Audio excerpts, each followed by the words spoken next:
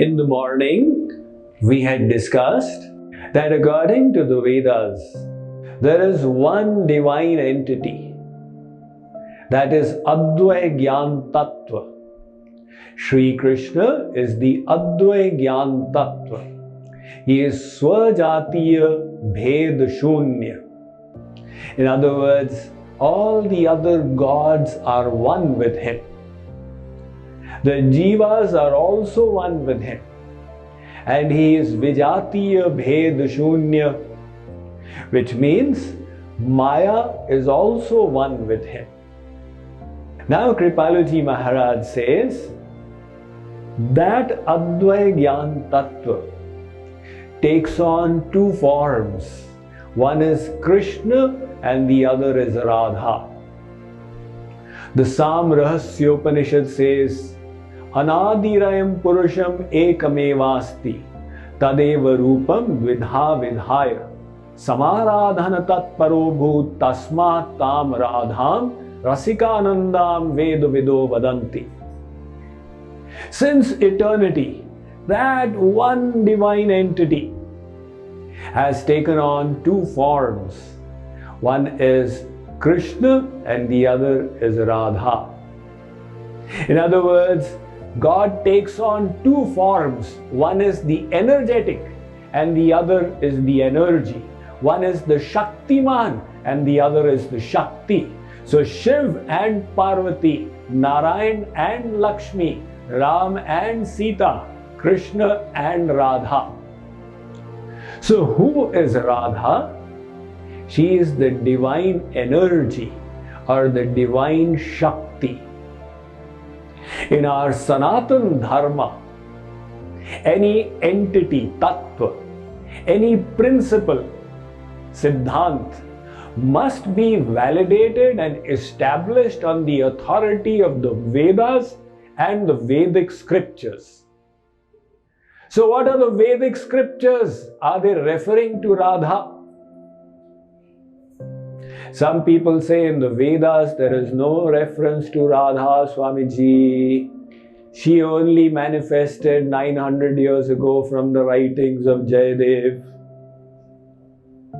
But the Vedas are saying, the Rig Ved says, Idam hyanvojasa sutam radhanam pate piva tvasya girvanaha.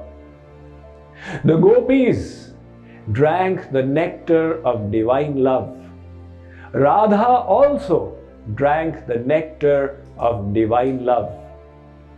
Vibhaktaram havamahe vasoschitrasya radhasaha savitaram nrichakshasam. This is again a mantra from the Rig Ved. It says, I offer my respects to that Radha whom Shri Krishna separated from all the gopis and left with her during the Maharas. And some scholar may say, this word Radha means something else. Because in Sanskrit, one word can have many meanings. So then I'll tell you a third Ved mantra. Tvam nrichaksham vrishabhanu purvi Krishna swagne arusho vibhahi. In this mantra, Radha's father's name, Vrishabhanu, has come. The deer of Shri Krishna, the child of Vrishabhanu, we are referring to that Radha. Actually, this word Radha has got different meanings. Shrayate harim iti Shri, Shriyate iti Shri. Shri is that who worships Hari, and Shri is that who is worshipped by Hari. So the word Radha means Krishnena aradhyate iti Radha. Who is Radha? The one who is worshipped by the Supreme Divine Personality, Lord Krishna himself. The Devi Bhagavad Puran says, Adau Radham Samucharya Paschat Krishnam Parat Param.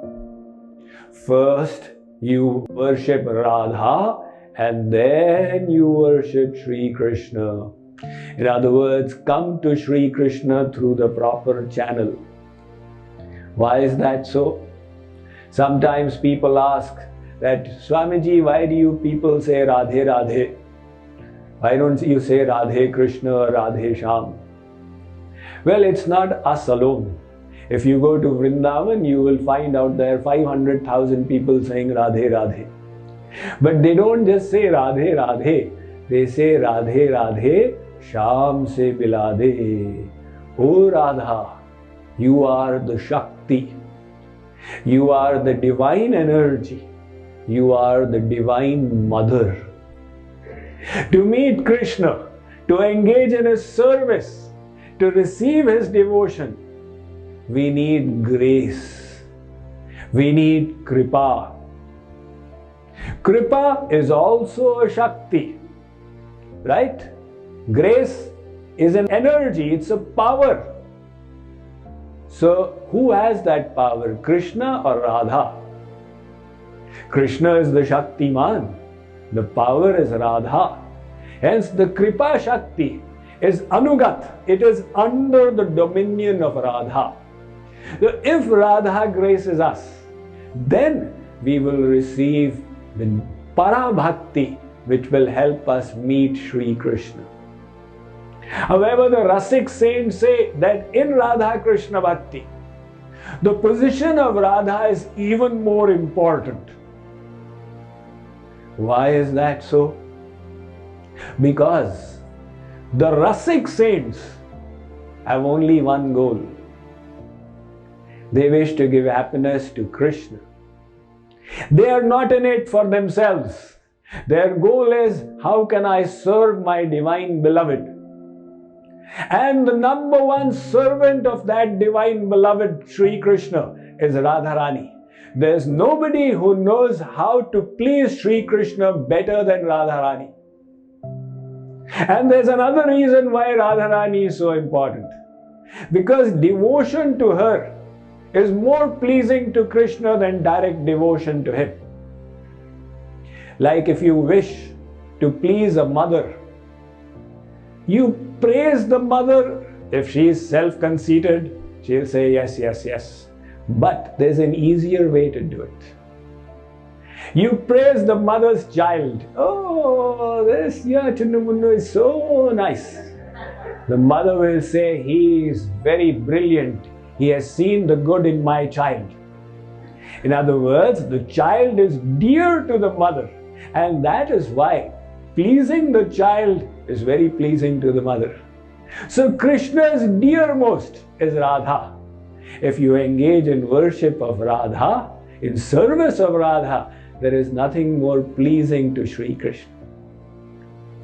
Ved Vyas has written 2 more verses on Radha which are in the Bhagavad Mahatmya. In the Mahatmya of Bhagavatam. Atma tu radhika tasya tayaiva ramanadasau Atma ramataya pragyai prochyate gudavedivihi. Who is Radha now? He is saying. Radha is the Atma of Krishna. You see, like this is the body and we are the soul. And our soul, its soul is Shri Krishna. Krishna is the soul of all the souls in the world. And who is Radha? She is the soul of Krishna. Atma Ramasya Krishnasya Dhrumam Atma Asti Radhika Tasya Dasyena Prabhavena Virahosmanna Sansprishet. So Radha is the Atma of Krishna. That is the importance of Bhakti to Radha. Let me tell you a few verses from the Atharvavediya Radhikopanishad. You see, there are not just Ekadash Upanishads. There are actually hundreds of Upanishads. So the Atharvavediya Radhikopanishad states, Yasya Renum Padayor Vishvabharta Dharate Murdhani.